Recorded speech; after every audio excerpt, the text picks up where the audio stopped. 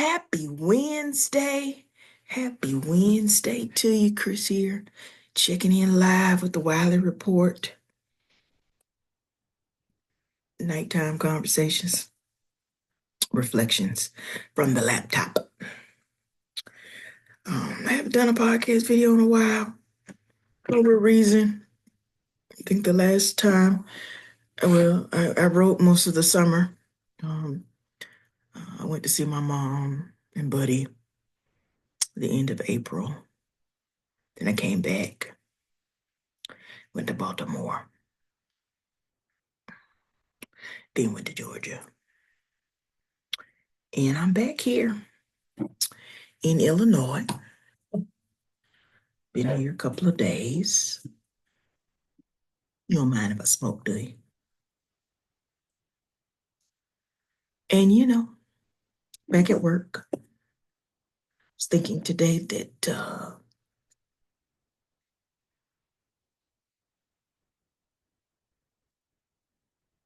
smoking it out of space. Anyway, uh, uh, yeah, I'm in my fifth year now in information science. As a doctoral student, race digital studies and intersectionality is my field. And I've been working on my dissertation proposal. And it's been so many lessons and experiences. In many ways, I like how Dr. Lacey from Qual Scholars calls it writing in the dark, because you're writing from a space or place that you haven't been or experienced. Because, yes, it's true that I have written journal articles, uh, single and co-authored. This is not that same experience. There's similarities, but the expanded part is something that I have not experienced. And also because my topic, I'm looking at the information practices of Black trans men that is not connected to much of any of my existing research publications. So while talking about infrastructure, socio-technical systems, and information communication technologies might have familiarities within the STEM discipline. The queer histories, trans history, literature is an area that is outside of what I already know or what I've read in some cases. And then it's blending things because I'm interested in discourse, what we talk about. Because I'm still on the comments, because I really believe people tell you what they really think in them comments.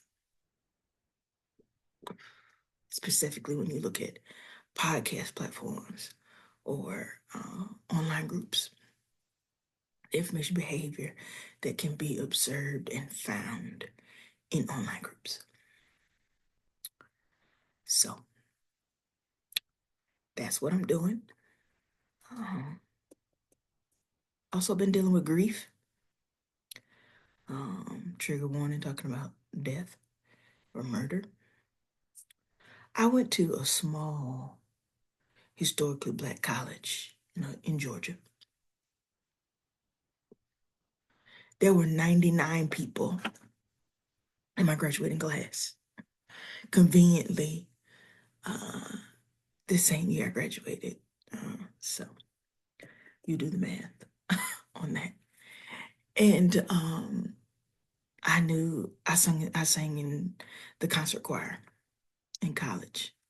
And in many ways, that was ways that you knew people or knew of people. And because the college was also small, like I said, 99 people in my graduating class, you knew people. You knew their name. You might, whether or not you had a deep friendship or a friendship with them, that might vary, but you knew of people. That was the beauty, I think, of my experience in an HBCU, was the ability to get to know and see others. And although this particular individual, I didn't you say get to know him deeply. I knew of him from being in concert choir. And so when I was in Georgia, um, following along on Facebook for my college, I had learned that he had got murdered. And I was deeply saddened by that because it's different when it's a name and a face that you know of, you know? And then this just the story about it was that he had had a dispute with someone else a year ago, and he was out going to the store getting a paper for his mom because he was a caregiver for his mom. He's the only child, and he was stabbed multiple times.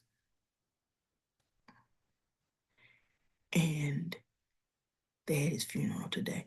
I didn't watch the funeral, but he had the Nate Thomas the third. He had the most amazing tenor voice. Oh, that was the thing that I loved about singing in concert choir was other people's voices. Listen to them sing, and you met people from all over that the United States and abroad that had the most amazing voice.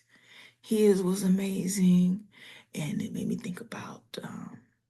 I grew up in the Christian Methodist Episcopal Church, and for the young adult choir, many of the people that trained us or came to direct the choir were majors and music students from Payton. So you heard voices and songs and just it was just so beautiful. Just beautiful. And I love songs. So I love music. So that always was moving to me. So in thinking about that, the week, the week before I got back and just feeling deeply saddened for his family and for his friends. Um, and then, like I said, it's a small community. So you know of someone and it might be irrational, but I want people to live long, long lives. And I was just thinking about that in connection with my mom had wanted me to take her to the cemetery because she wanted to get flowers for my father's grave. You have to pay for those. And I hate going to my father's gravesite, mostly because it reminds me that he's gone. Like there's a physical marker for it. It's probably irrational too because I know he's gone. But it's like the reminder. And some days I don't want the heaviness and the sadness that comes with that. And I just remember that day. I didn't know we were going initially, but I take her because I'm driving the car and she wants to go look at the grave and stuff. And then also, a year ago in July, like right before my mom's birthday, a Facebook friend passed away unexpectedly last year. So this was like after my dad had died. And I can't say that me and her were deeply close. I met her in an online group. She was a librarian. I'm a librarian. And she was in New Orleans. And I didn't know her at the time that I went there in 2019. But I met her after. I mean, like I said, I met a lot of people in online spaces just like this. It's a Zoom space or some online Facebook group. I met her in one of those groups, and she was just talking about being a librarian and living in New Orleans. And I think she used to dance with this group that was called the Pussyfoot Dolls. And she had a daughter, and she was talking about caregiving for her father. And I think he had passed away sometime after the pandemic hit. And then she eventually moved to Alaska, where she was near her daughter, but not wanting to intrude on her daughter's space and autonomy to be an adult. She just felt like you know, she had lived in New Orleans for a long time, so she wanted to go someplace different. But she just seemed like cool people. I didn't meet her in person. Like I said, it was a couple of Facebook online chats, but she seemed like good people. and she just passed away. Brief illness and gone.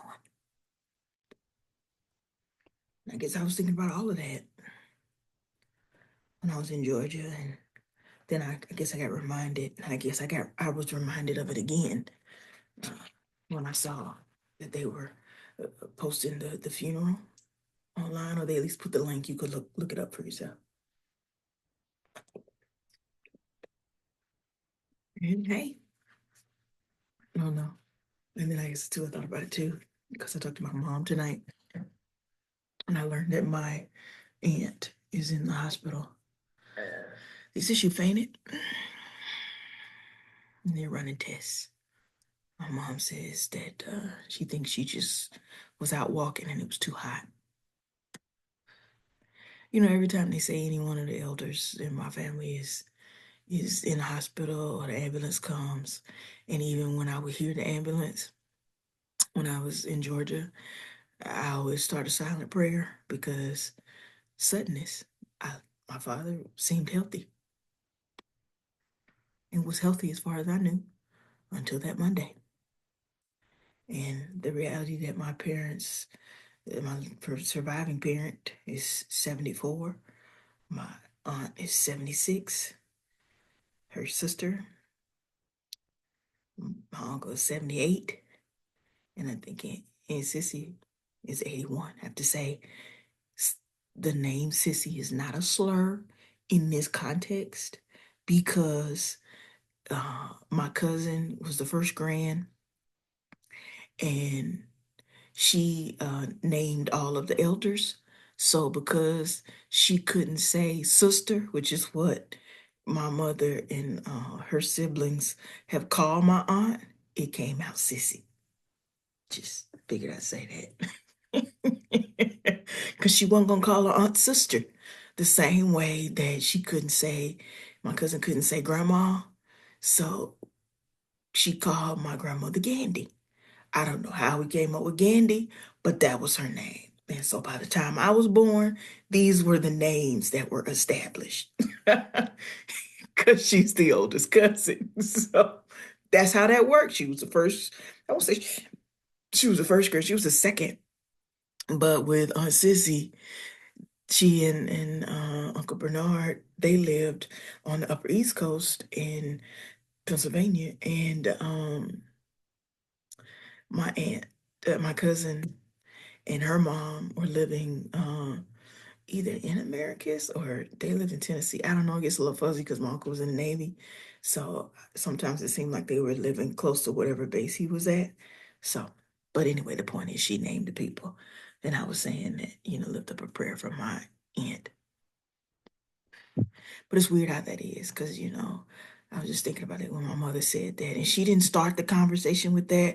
I really don't like it when elders do that. They tell you news before you about to hang up. And you be like, you should have led with that.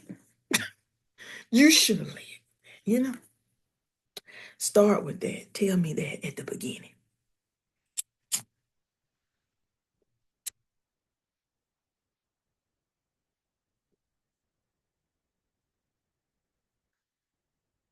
But hey, and then my mom was like, well, I think she all right, and that's what she said. And her mother had just had another friend of hers that has been friends with hers for like 20 plus years. And well, I would say longer than 20 plus years. She and that lady had been friends since my mom was 6. So that's a long friendship. They grew up in the same neighborhood. That's what I like to call it, days of Sister Seesaw. When you used to, yeah, y'all used to play with y'all had a seesaw. Anyway, I remember that toy, that playground equipment, the seesaw, and sitting on it, and the other person, and you go like that, up and down, up and down. Yeah. So that's what I mean with the days of Sister Seesaw. Mhm. That lady had entered the hospital as well, but she's going to physical therapy and also getting treated for cancer. But the oddest thing that my mother said, I was driving her to physical therapy, and she was getting in the car, and she was like, I'm coming. Just takes me a while. And I'm like, it's okay. I'm not rushing you. I'm just trying to see, you need me to do anything. And she finally gets in the car and she says, getting old is a blessing, but it's so inconvenient. And then laughs. Sometimes living can feel that way. It's a blessing, but adulting responsibilities, the logistics of care for yourself, for others, or the things that you oversee, and the fact that you're dealing with other people is is just wow because you, the one thing you realize is you can't expect you from other people, how you would do, how you would be, the way you operate. You can't expect that from other people. And then I'm often thinking about, are there lessons for how you live in community with others, or just how you live with others, or etiquette in terms of when you're in buildings, in stores, and stuff like that. And sometimes I wonder, is something missed? Because, like, I went gone and I had come back from getting a haircut today. And I was going to go ahead and catch the bus home, but I knew because the bus was going to be a minute, I just went ahead and went in this one building to use the restroom. That's not the story. I'm just saying I went in this building. And as I was coming out of the building, there's four doors that are like this. You can't see my hands, but yeah, now you can. There are four doors. Two with this hand and two with this hand. I did that in reverse, but you know what I mean. And they were operational. There was no signs on the doors that said, this doesn't work. You could exit, enter either door. Whether you on the side that's facing you now or the opposite side. So I thought it was interesting that I was walking to the exit of the door and this other lady was coming to the door. So she was facing me. And I was like, why is she coming that way when there's a door right beside her that has a handle on it too? And she's looking at me. And then I stopped because I'm like, there's no way both of us can pass through this door. We just can't. But it's like, I don't know. People don't think about those things. Or maybe, hey, maybe she thought I would, slow down and let her in. And I'm thinking, aren't you going to use the other door? The same way in my neighborhood. At the end of the street, there's, how in driving class or to get your license, they gave you a test, the test that you took. And then they told one of the things they do is the signs, you have to, be able to illustrate that you know what those signs mean. There's a sign in my neighborhood that says no outlet. That means you can't get out that way. And I am amazed. I have been doing a silent survey, meaning just me studying this. This is not a published paper for anywhere. But the times that I have caught Uber, leaving to go to work or to go to some event and go come back or whatever. But mostly it's leaving. And the number of Uber drivers that when they pick me up, they don't read that sign. They turn left and then right, and they looking for how they get out of the neighborhood as if that sign was not in their face because it's right there. It's not a hidden sign. It's not an obstructed sign. It is yellow that says with black lettering that says no outlet. And it doesn't matter the gender, ethnicity, socioeconomic status, height, weight, none of those things, characteristics matter, or the car type. They all do the same thing. And they do it when they come pick me up, and they do it when they drop me off. Every time. Every time. Yesterday, I think it was, what day was that? Saturday. Saturday, I had gone to this harvest market because you can't get over there during the week. Because, the neighborhood I live in it's suburbia, and on this side of town. They don't want those buses in that neighborhood during the weekend. At least the bus that goes to that market. They don't do that. you know, urban sprawl. That's not really urban sprawl. That's not what caused urban sprawl, but we think about how we design cities, infrastructure, uh, people design transportation needs. They decide who, how, what, when, where, what is go through their neighborhood. And in some cities, they don't want buses in their neighborhood during the weekend or even through the week. Because, like, the bus that I catch to go to the work, I think it's after 6:30. It takes two buses to get to my house. 6:30 is the last bus because in the evening, they just don't want the bus to be traveling through because they don't want walkers through the neighborhood. And when you think about like the street I live on, it's one of those streets where most of the people that are here either live here or they live in the surrounding streets and they're walking their dog or they're walking a stroller, they're riding their bike, but they're not just walkers because there's certain areas of the city that's where they have the most. But I've rambled enough. I don't know if I told you anything. I was just catching you up. The Wiley report. I think it was more for me because I got to get ready and write this last paragraph before I go to bed. What have I learned about life? I do not know. Just keep a living, as the elders would say. Grief is I don't know, fill it in. They had a uh, really great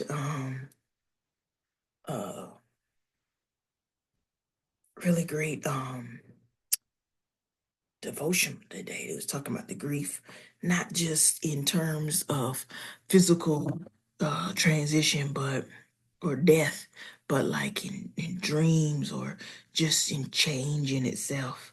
And I thought that is so true. How we don't always hold space for the grief in the way that we thought it would be, or you know, we just don't. And I don't have any answers or resolve for that.